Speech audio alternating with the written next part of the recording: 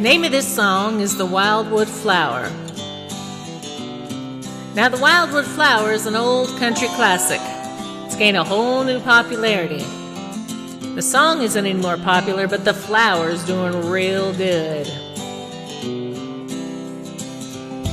The wildwood flower grew wild on the farm, and we never knowed what it was called.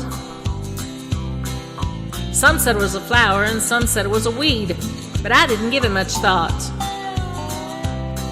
One day I was out there talking to my brother, and I reached down for a weed to chew on. Things got fuzzy and things got blurry, and then everything was gone. I didn't know what happened, but I knew it beat the hell out of sniffing burlap. Well, I come to and my brother was there, and he said, "What's wrong with your eyes?" I said, "I don't know. I was just chewing on a weed." He said, "Let me give it a try."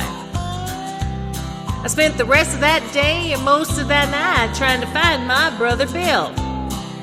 I caught up with him about 6 o'clock the next morning, naked, singing on the windmill. He said he flew up there. I had to fly up and get him down. He's about half crazy. The very next day, we picked a bunch of them weeds and we put them in the sun to dry. Then we mashed them up and we cleaned them off and put them in the corncob pot.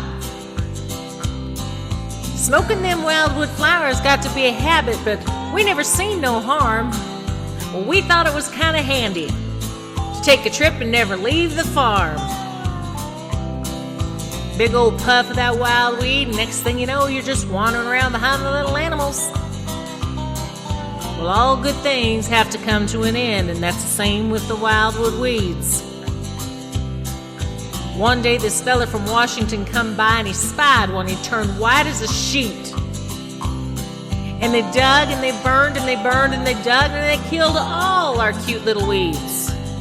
And then they drove away.